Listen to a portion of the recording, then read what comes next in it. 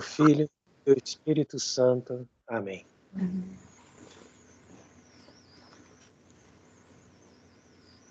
Queridos irmãos, queridas irmãs,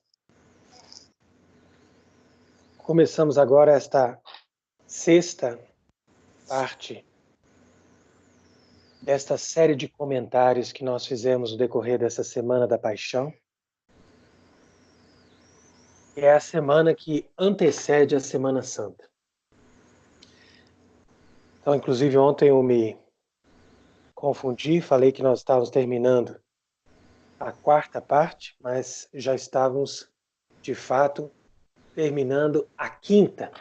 Né?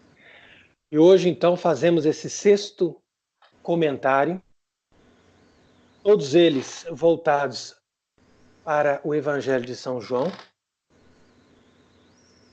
e, portanto, aproveitando os textos da própria liturgia, sendo hoje o capítulo 17, a oração sacerdotal. Essas passagens do Evangelho de São João são extremamente importantes porque, através delas, nós podemos nos aprofundar no conhecimento do coração de Cristo, coração do pensamento, do coração enquanto aquilo que ele tinha de medos, né? Isso é o coração da pessoa. Aquilo que ele tinha de medos, de receios, de combates, de provas, de humilhações. Então, tudo aquilo se transparece na medida em que nós vamos passando por esses textos recolhidos por São João. E não é à toa que esses textos, né, como uma pedra preciosa, né, várias pedras preciosas incrustadas na coroa do Cristo Rei, são recolhidos por esse Evangelho, porque foi justamente esse discípulo que teve acesso à intimidade de Cristo, ou seja, que se reclinou no seu peito, que escutou os batimentos do seu coração. Isso significa que Nosso Senhor tinha um carinho especial por esse discípulo, como a gente tem com uma criança, um jovem, um amigo, né, que é como se fosse um filho. Né? Então você tem aquela liberdade, né, que inclina a sua cabeça. Né? Isso era uma liberdade que São João tinha para com Jesus. Né? Evidentemente, algo que é também de uma conotação mística, né? Porque ele representava as almas místicas, as almas que entram nessa profundidade do conhecimento do Senhor. E à medida que nós vamos acompanhando esse Evangelho, né, nós vamos poder fazer aí um coroamento de toda essa reflexão que nós fizemos no decorrer dessa semana, que teve por finalidade fazer com que as pessoas possam identificar essa dimensão que faz parte da religião católica, que nós chamamos a dimensão combativa, né? O aspecto militante da Igreja. Então, dentro dessas reflexões, nós tivemos a intenção de fazer com que você se aprofunde no conhecimento e no amor de Deus. Porque para você entrar no combate espiritual, você tem que estar cheio do amor de Deus. E é isso que São Paulo chama do capacete da salvação. Ao mesmo tempo, você tem que discernir as obras do inimigo. Tem que saber como que o inimigo briga, de que lado que ele vai te atacar. E é aqui que você tem que ter aquilo que São Paulo chama do escudo da fé. Então também isso aqui é extremamente importante. E por último, você também tem que ter coragem, tem que ter argumentos, tem que ter força, né? Força de oração e também força de inteligência, A inteligência não significa simplesmente algo que você pensa, mas algo que você conhece, que você aprendeu, que você ruminou ali na sua meditação, e através daquilo você vai atacar também as obras do mal. Né? Por isso que nós temos que ter a espada, né? Essa espada, o gládio, né? Que vai denunciar o erro e a mentira. É assim que o soldado luta, né? Com a armadura, com o capacete, mas também com o escudo e a espada do ataque. Então veja que nós procuramos nos aprofundar em todos esses conceitos. E através desses textos do Evangelho, nós também vamos aprendendo até que ponto houve também uma paixão moral. Ou seja, que Cristo não sofreu somente na carne, mas sofreu também na sua alma. Sofreu no seu espírito. Sofreu moralmente. E esse sofrimento moral, com certeza, perdurou durante toda a sua vida, mas de uma forma especial, na medida em que ele foi ameaçado, né, que ele começou a ser ridicularizado, humilhado, agredido, né, e mesmo, né, traído no último momento da sua caminhada, né, em direção ao Calvário. Esses sofrimentos morais de Cristo estão numa sintonia direta com os sofrimentos da igreja. E se a igreja não pode sofrer no corpo, ela pode sofrer na alma. Né? Os sofrimentos da igreja no corpo são os sofrimentos dos mártires, são os sofrimentos físicos dos mártires, né? Que aceitam aquelas torturas para enfrentar a morte por amor a Deus. Então ali você vai vendo todos esses mártires, né, que morreram na época do Império Romano, nós vemos ali os mártires que morreram na época da dominação persa, nós vemos a época que os mártires, muitos mártires padeceram sob os bárbaros, Genserico e todos os outros, né? Nós vemos muitos mártires que padeceram na ocasião das querelas dos protestantes. Nós vemos muitos mártires que padeceram sob esses governos mesmo protestantes que implantaram a ditadura do protestantismo. Depois nós vemos aqueles mártires que padeceram sob as revoluções. E, por fim, nós vemos ali os mártires do nosso tempo que padeceram sob os regimes totalitários, regimes comunistas, nazistas, etc. Até o século XX, os inimigos da igreja mataram os seguidores de Cristo. Né?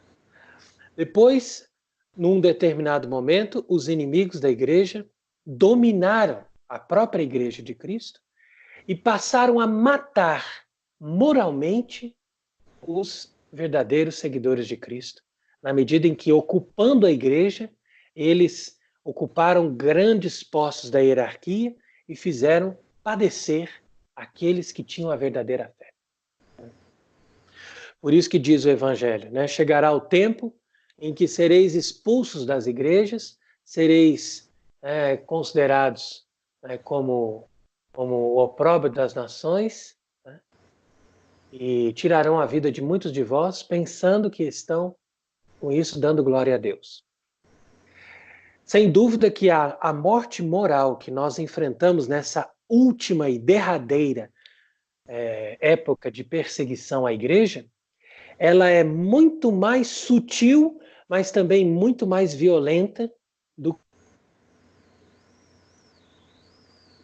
que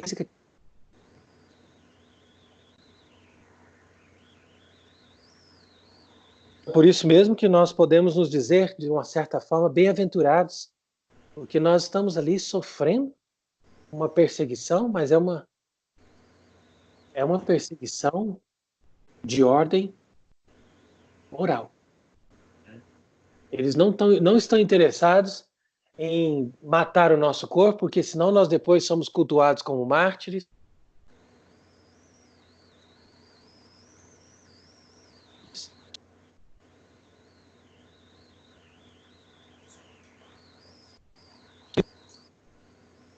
eles querem mesmo, né, com toda essa perseguição, é destruir a igreja por dentro. Aí depois nós vamos explicar melhor isso, como nós já temos explicado no decorrer dessa semana.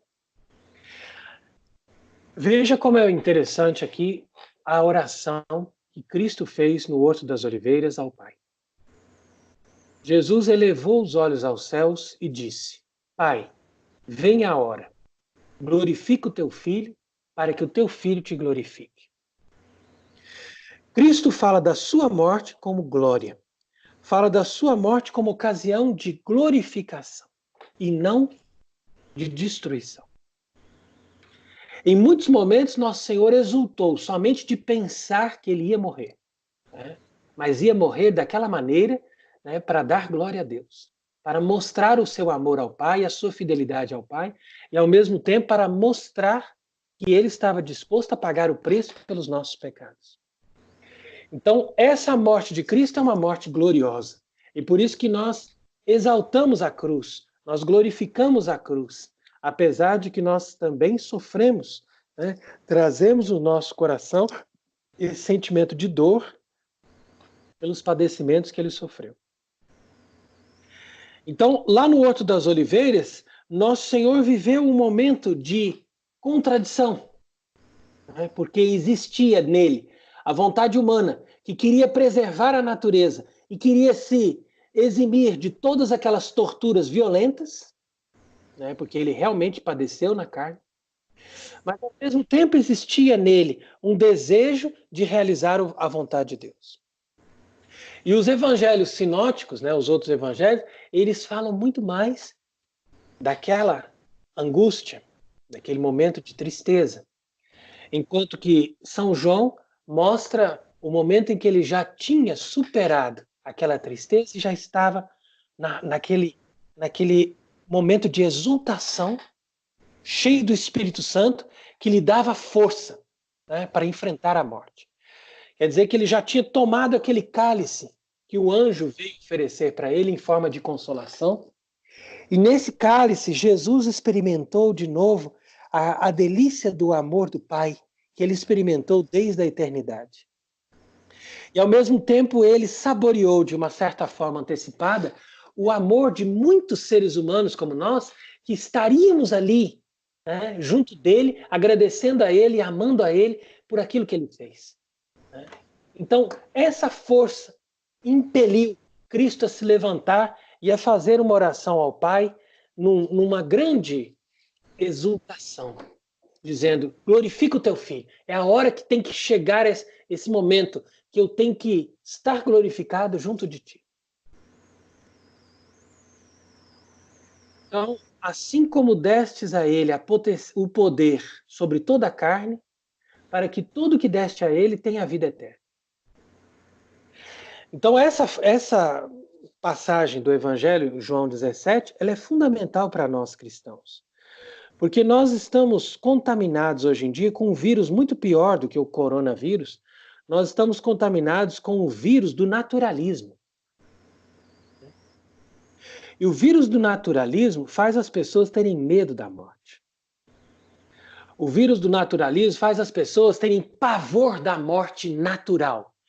Mas tira das pessoas, por sua vez, todo o medo do pecado. Todo o medo do inferno. Então a pessoa tem medo de morrer, né? Não quer sair de casa porque eu não posso pegar esse vírus, porque esse vírus vai me matar. Mas você não se deu conta que você não vai fugir da morte. De alguma forma você vai morrer.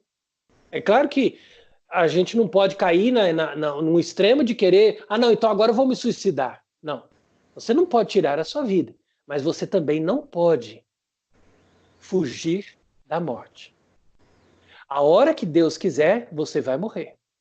E nessa hora, a única coisa que vai te salvar é se você estiver com aquele que tem o poder de dar a vida eterna. Então, o vírus do naturalismo, ele invadiu a nossa geração de uma tal maneira que as pessoas nem sequer consideram a vida eterna. E nem estão se dando conta que o importante não é você escapar da morte, porque dela você não vai escapar de nenhuma forma. Né?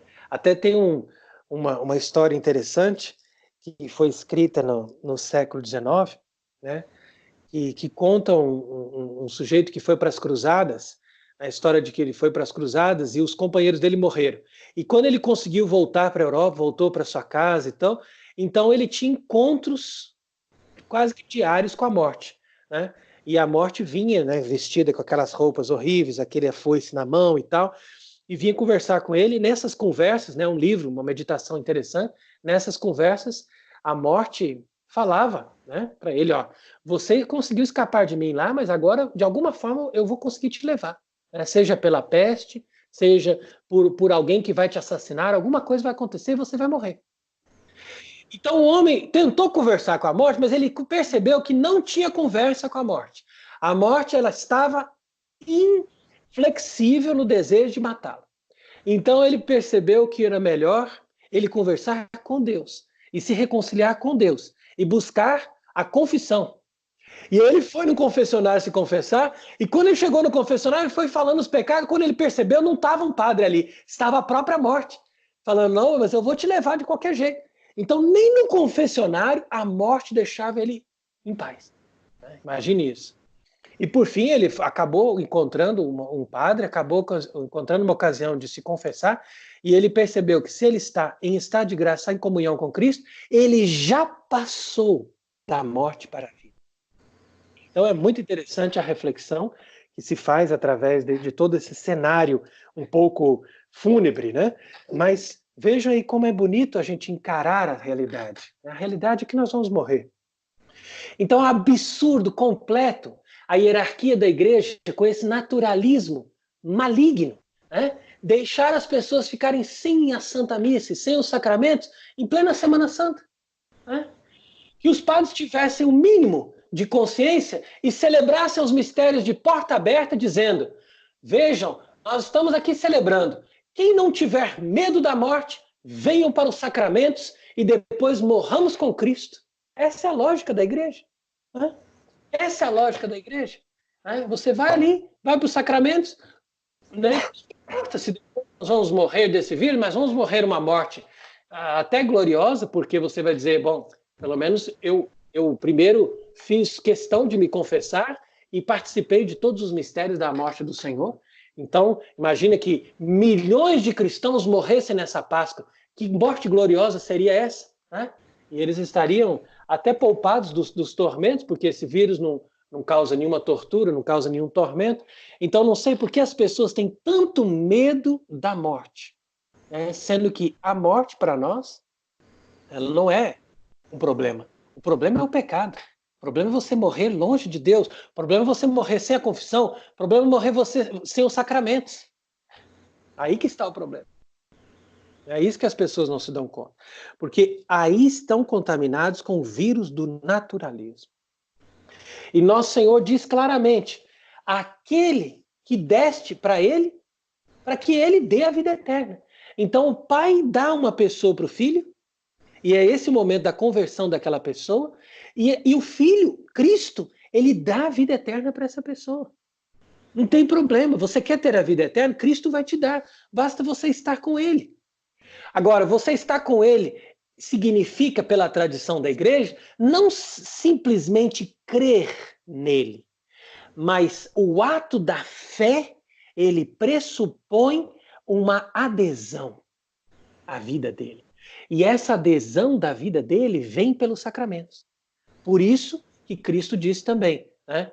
E eu darei a vida eterna, né? Porque ele dá o sacramento. O sacramento é a própria vida eterna que ele comunica. É a própria vida eterna que ele comunica para nós. Então, a tática do diabo de jogar as pessoas no protestantismo é fazer o seguinte, não tem problema você acreditar em Jesus, acredite nele, mas fique fora da igreja católica para você perder os sacramentos. E aí, com isso, muito mais facilmente, eu vou te levar para o abismo. Né? Eu vou conseguir te atrair para a morte. Como de fato atraiu. A maioria dos países que aderiram ao protestantismo na época, no século XVI, hoje em dia são ateus. Então é interessante como você vê que o protestantismo ele não tem um segmento, porque ele fica só na palavra e a palavra se desgasta. Mas o sacramento torna a palavra viva. Né? O sacramento atrai o Espírito Santo e entra em comunhão com Cristo. Né? Então veja a importância de nós estarmos também saindo daquela tentação de uma religião individualista. Porque essa religião individualista não é outra coisa senão o protestantismo. E é o que está também contaminando a Igreja Católica hoje, o individualismo. Esse é o segundo vírus que contaminou a Igreja para levar a Igreja a padecer essa doença toda. Né? Porque a apostasia ela é uma doença. Né? É como uma pessoa que está esvaindo o sangue. Até a gente escreveu uma vez um comentário sobre aquele texto do Evangelho, daquela mulher que estava com hemorragia e o sangue dela estava escorrendo. E Cristo foi lá e curou. Mas ela simplesmente encostou na aba da túnica de Cristo e ela ficou imediatamente curada da hemorragia. Pois essa mulher representa a igreja e essa hemorragia representa a apostasia da igreja no tempo atual. Né? E o que a igreja vai ter que fazer para se curar? A igreja vai ter que restabelecer essa ligação, né? Nem que seja um pedacinho da túnica, mas ela tem que restabelecer a ligação com a relíquia de Cristo, com a verdadeira morte de Cristo, com a verdadeira paixão de Cristo, que é a Santa Missa, que é Cristo concreto ali. A igreja tem que tocar de novo a missa e se deixar preencher pela missa para que ela possa, de uma outra forma, novamente, se deixar preencher pela verdadeira fé. Então não tem dúvida que a salvação, a cura da igreja vem pela verdadeira missa. Agora, voltando ao que nós estávamos falando, né? Cristo foi acusado pelos seus inimigos. A igreja também foi acusada pelos seus inimigos. Cristo foi constrangido, foi injustamente condenado. Cristo foi violentamente despojado das suas vestes. A igreja também foi violentamente profanada. A igreja foi violentamente condenada pela geração revolucionária que se levantou nesses últimos séculos. A igreja está sendo violentamente destruída, mas de uma forma sutil. Não mais daquela forma violenta que os protestantes usaram para profanar as igrejas, para derrubar os altares e para destruir completamente todas aquelas coisas que faziam parte do culto divino. Né?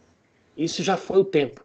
Agora não é mais tempo de violência, é um tempo de uma sutileza maligna. Por isso que o demônio hoje em dia ele não usa mais a tática da guerra, porque a guerra promovida também pelos discípulos de Satanás para destruir a civilização cristã, ela já foi superada. Agora hoje em dia eles usam a tática do vírus, a tática do medo, a tática da imprensa mentirosa, e as pessoas vão caindo e vão se destruindo através dessas mesmas táticas. E a igreja também, de uma certa forma, ela vai se definhando com essas armas muito mais sutis. Né? É por isso que eu proponho aqui o comentário do Salmo 73, que vai mostrando essa dimensão da destruição da igreja. Né? Quando diz ali, ó Deus, por que nos rejeitastes para sempre? E por que mostras esse furor contra as ovelhas da tua pastagem? Né? Lembrai-vos da tua congregação, quer dizer, do teu povo, né? Que possuístes desde o início. Isso é muito importante a gente entender. A igreja, Deus possuía a igreja desde o início. Só que uma era a igreja desde Adão até Noé. Outra era a igreja de Noé até Abraão. Outra era a igreja de Abraão até Moisés. Outra era a igreja de Moisés até Cristo. E outra é a igreja de Cristo até hoje. Mas é a mesma e única igreja. Né? Se engana totalmente aquela pessoa que diz que os judeus são a continuação do povo de Israel. De forma alguma. De forma alguma. Os judeus de hoje não são a continuação do povo de Israel. Eles são a continuação daqueles cismáticos que romperam com a igreja verdadeira de Israel, que acolheu o Salvador, e esses cismáticos se revoltaram, produziram mais e mais confusões e revoltas, e no ano 70 eles foram dizimados. Isso é história. Como é que a pessoa não consegue saber a história? Né? Eu me admiro que tem muitos cristãos que não sabem que no ano 70 o templo de Jerusalém foi destruído. Né? Então a gente precisa entender a história. Aquele templo foi totalmente destruído. E isso foi um sinal da maldição que estava sobre ele. Foi um sinal de que aquela religião de Moisés até Cristo tinha acabado. Foi um sinal de que Deus tinha feito uma nova aliança através do seu filho. E quem não entrou nessa nova aliança pereceu no dilúvio universal.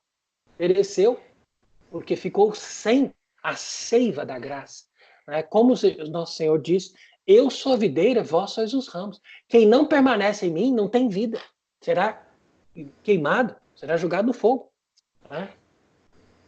Então é por isso que eu digo que hoje em dia existe essa tendência, né, desse imanentismo, né, como eu estava falando ontem. O imanentismo é um outro vírus que também tomou conta da religião. O imanentismo, ele é um desenvolvimento do humanismo. Ele é um humanismo mais disfarçado, mas muito mais perigoso. Porque enquanto o humanismo simplesmente valoriza o homem, mas não descarta Deus, o imanentismo ele já coloca Deus como simplesmente um produto do homem. E se Deus é um produto do homem, obviamente que a igreja é uma criação dos homens. E que nós não temos que ficar condenando as outras religiões, nem excomungando as pessoas. Por quê? Porque tudo é produto do homem, todas as religiões são boas, o que importa é a sua tradição religiosa, é você estar bem, é você emitir energias e luzes positivas para os outros, entendeu? Porque tudo termina no homem. Então é esse imanentismo, uma outra doença. E é por isso que eu estava explicando, né, que Cristo, ele estabeleceu uma nova aliança.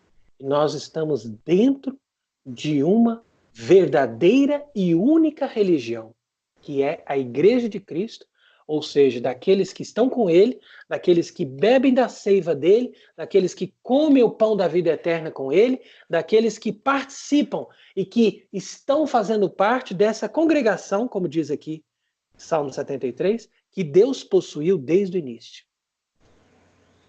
E aonde ele vai dizer também, ó, lembrai-vos, redemiste, vós nos remistes, essa herança tua, esse monte Sião, no qual habitastes. Então o monte Sião verdadeiramente estava ali. Até Cristo, o monte Sião era o lugar onde habitava Deus. O templo de Jerusalém era a sede do poder de Deus. Mas agora o monte Sião está no céu. Nós esperamos a Jerusalém celeste. E ele tem um reflexo da sua glória na terra através da Igreja Católica. Mas a Igreja Católica não pode ser outra senão aquela que foi fundada sobre a rocha de Pedro e estabelecida sobre a doutrina dos apóstolos.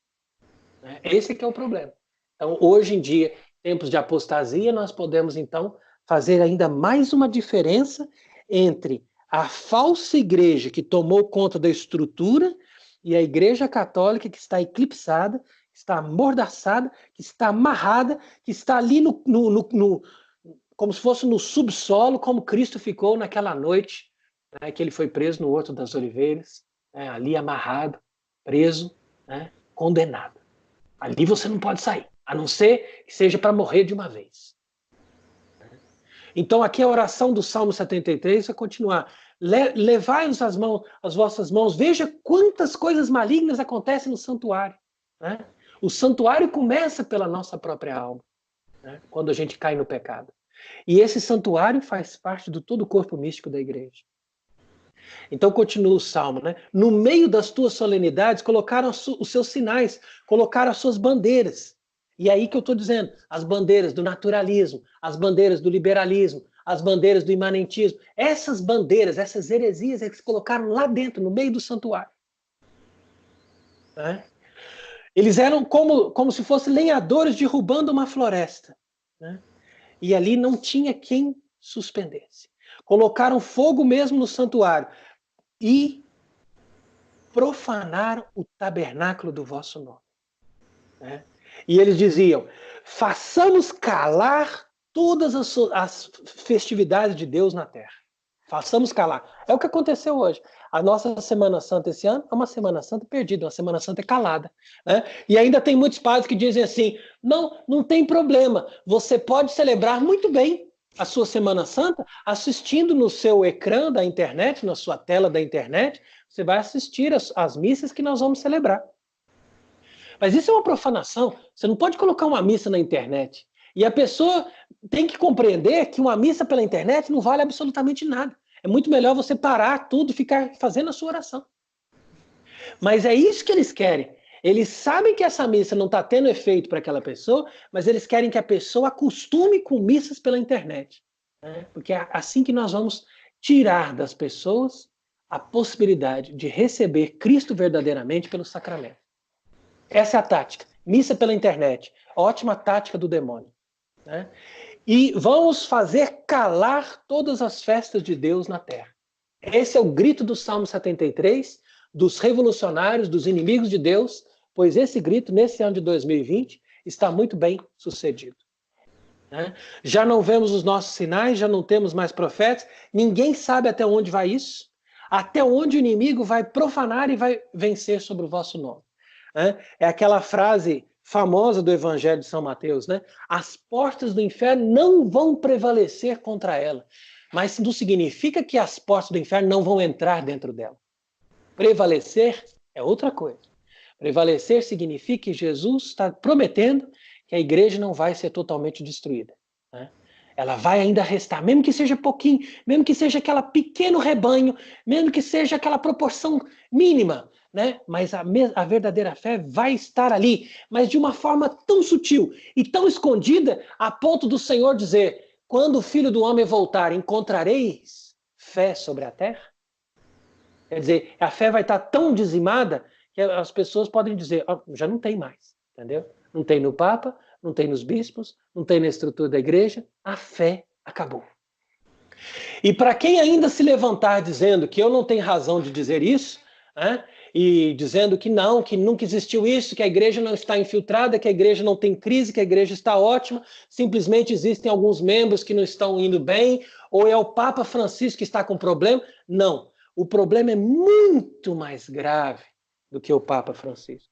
O problema é toda uma estrutura em estado de apostasia, por consequência de muitos anos de infiltração dos inimigos, homens mentirosos que entraram e foram destruindo, como está descrevendo o Salmo 73. E para provar isso, eu posso ler aqui o texto do exorcismo do Papa Leão XIII, né, e ele vai dizendo, nesse texto do exorcismo, escrito pelo próprio Papa no século XIX, né, o antigo inimigo, homicida desde o princípio, levantou ferozmente a cabeça. Disfarçado de anjo de luz, seguido por uma multidão de espíritos malignos, invadiu o mundo inteiro para apoderar-se dele e desterrar o nome de Deus e de seu Cristo, para destruir, matar e entregar à perdição as almas destinadas à coroa da glória eterna. Homens de espírito pervertido e coração corrupto. Né? Com eles, o dragão maligno, né, levantou uma torrente de lama impura, como diz lá o Apocalipse 12, né, para afundar a mulher, a igreja. E ali jogou o veneno da sua malícia infernal, o espírito de mentira, tá vendo que eu estava falando das mentiras históricas? Né?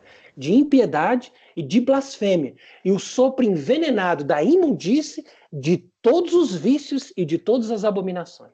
Isso aconteceu no decorrer desse tempo em toda a sociedade. E aí veio, os inimigos cheios de astúcia têm acumulado de opróbrio e amarguras a igreja, esposa do Cordeiro Imaculado, e lhe deu a beber absinto. Absinto é aquela bebida que você bebe e fica meio tonto, fica sem capaz de reagir. Assim ficou a igreja.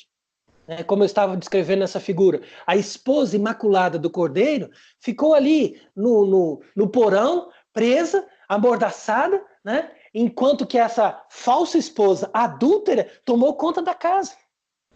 E por que ela é adúltera? Porque ela está na idolatria. Você lê todo o Antigo Testamento e você vê, não tenhais outros deuses diante de mim. E se você tem uma uma igreja que permite um culto a um Deus falso dentro dos seus jardins, você vai dizer que isso não é idolatria? Você vai dizer que isso não é adultério? Né? E aí continua o Papa. Sobre seus bens mais sagrados, eles impuseram as suas mãos criminosas para a realização dos seus ímpios desígnios. Lá mesmo, no lugar sagrado onde está instituída a sede de São Pedro e a Cátedra da Verdade para iluminar os povos, ali mesmo foi instalado o trono das abominações da sua impiedade, com o seu desígnio iníquo, de maneira que, ferido o pastor, as ovelhas fossem dispersas. Então aqui já diz tudo. Se você quiser, procure aí na internet, Exorcismo do Papa Leão XIII, você vai ter esse texto para provar que o que eu estou falando é verdade. Então, a associação da paixão de Nosso Senhor com a paixão da igreja é inquestionável. E a desorientação e as negações de Pedro naquela noite, né, foram exatamente o que aconteceu, né, foram exatamente reproduzidas nas negações dos últimos papas, né, de toda a doutrina, de toda a verdade revelada que Nosso Senhor depositou no seio da sua Sagrada Igreja. Então a gente não pode brincar diante disso, não podemos celebrar uma Semana Santa de qualquer maneira, mas temos que compreender que a situação é muito séria, a situação é única. Nós estamos no fim dos tempos, nós estamos no combate final. E é nesse combate final que você tem que se apoderar desse conceito, dessa lógica de batalhar pela sua fé e não ficar com medo de um vírus que vai matar o seu corpo. Tenhais muito mais medo daquele que pode jogar o corpo e a alma no inferno. E por isso que nosso Senhor continua aqui na sua oração, né, no Horto das Oliveiras. Glorifica-me, Pai, com a glória que tendes junto de ti mesmo. Porque eu manifestei o teu nome aos homens. Eu te dei a conhecer ao mundo. E aqueles que me destes, né, eles guardaram a minha palavra. E agora eles sabem, né, de tudo aquilo que me deste. Né? Então veja aí como Cristo ele faz questão, na sua oração, de elevar ao Pai, né, a sua prece pela igreja, por aquele que ele chama aqueles que me deste. É a sua igreja. Né? É a sua igreja. Ele até continua dizendo, ó, eu não rogo pelo mundo, mas para aqueles que me deste, porque eles são teus, e tudo que é teu é meu. E eu já não estou no mundo, mas eles estão no mundo, mas eu venho a ti. Então, o movimento de Cristo é ultrapassar as barreiras da morte. Eu venho a ti. Quer dizer, agora eu vou arrebentar com a morte. Agora eu vou ultrapassar as barreiras da morte. Eu estou vindo para ti. Se prepare aí para me receber no céu, porque eu vou chegar aí. Eu vou arrebentar os grilhões da morte. E aqueles que me deste, que vão ficar nesse mundo, eu rogo por eles, para que eles não fiquem seduzidos pelo mundo. Então veja que a oração de Nosso Senhor é pela sua igreja. Durante essa semana nós acompanhamos esses 3 momentos, né, vamos dizer, de discussão. Primeiro, as discussões entre Cristo e os seus inimigos. Né, chegaram ali num ápice, né, não tiveram acordo, porque Cristo disse, olha, não tem o que fazer, se vocês não acreditam, não acreditam, mas eu sou. Quer dizer, eu sou Deus. Eu sou Deus junto com o Pai. Acabou. Quem não acredita nisso, não tem salvação. Segundo momento foi o evangelho de ontem. Os inimigos discutindo entre si. O que nós vamos fazer? Ele faz sinais e ele diz que é Deus. Vamos acreditar nele? Não, vamos matá-lo. E aí é onde que eu fiz também, apresentei ali essa relação com a igreja. A igreja mostra claramente que ela é divina, mas, né, ela condena o mundo. Ela condena a nossa revolução. Ela condena, né, as outras religiões. Então o que vamos fazer? Vamos acreditar na igreja? Vamos passar a ser católicos? Não, vamos destruir a igreja. Vamos matar a igreja. A conclusão, Concílio Vaticano II. Né? Terceiro momento, hoje o Cristo diante do Pai. Já não é mais Cristo diante dos seus inimigos, nem os inimigos entre si. Mas a discussão é Cristo com o Pai. ele diz: Pai, estou aqui, olha, agora é a hora. Glorifica o teu filho. Agora eu venho para ti. E aqueles que eu fico aqui no mundo, né, que ficam nesse mundo, eu peço que preserve desse maligno, preserve do mundo, para que eles também participem dessa vida eterna que eu dou para eles. Essa foi a oração que nosso Senhor fez na sua angústia do Horto das Oliveiras, quando ele viu todas as decadências da humanidade e quando ele teve consciência de tudo que ia acontecer, mas ele pediu, então preserva pelo menos aqueles que me deste. Então, por isso que é bonito a gente perceber a carta aos Hebreus, capítulo 5, quando se diz ali que nosso Senhor dirigiu, no dias da sua vida terrestre, preces e súplicas com lágrimas, aquele que podia salvá-lo da morte. Mas naquele momento ele parou de pedir, Pai, livra-me dessa hora, ou Pai, preserva-me desse cálice. Ele falou, não, agora glorifica o teu nome. E ele, nesse momento, só pediu para que ele nos preservasse do maligno, nos preservasse desse veneno do mundo, mesmo que nós ainda tivéssemos que viver no mundo. Então, diante disso, vamos concluindo, né, que nós estamos num cenário de desolação, nesse ano de 2020, nesse contexto de apostasia da igreja e, ao mesmo tempo, de domínio mundial dos inimigos de Deus. Nós não podemos ficar surdos, mudos, cegos e apáticos. Somos discípulos de Cristo, enfrentemos o combate, enfrentemos as consequências da proclamação da nossa fé, mesmo até as últimas consequências. Não tenhamos medo de nenhum vírus e de nada que possa nos tirar essa nossa vida natural. Mas tenhamos medo, sim, de trair a Deus, como Judas, e de sermos indiferentes a Deus, como foram os seus outros discípulos, ou mesmo negando a Deus, como foi com Pedro. Né? E a partir do momento que tomamos consciência de toda a gravidade desse nosso tempo, sejamos corajosos para permanecer junto da cruz da igreja, como Nossa Senhora e São João estiveram juntos da cruz de Cristo. Aquela verdadeira igreja que nós reconhecemos pelos sinais, pelas obras e também pela doutrina santa, que foi proclamada em consonância perfeita com todas as palavras do Senhor, do Evangelho, e não com uma maligna impugnação da verdade, com uma maligna maneira sutil de esconder certas doutrinas, enquanto proclama outras, dizendo que o Evangelho agora foi decepado e nós temos que simplesmente valorizar uma parte da Bíblia, enquanto que outra parte nós simplesmente escondemos e mantemos ali sob sigilo, para não termos o perigo de nos tornarmos inimigos uns dos outros. Sendo que essa inimizade foi colocada no princípio do mundo, quando Deus proclamou essa inimizade entre a serpente e a mulher, que se chama Igreja Católica. Sejamos, portanto, firmes, que Deus nos dê força e que nem a morte nos separe da verdadeira vitória que Cristo nosso Senhor teve na sua cruz, que nos conduz à vida eterna, e esta mesma vitória Deus vai dar com certeza para nós, que somos a sua igreja. Amém.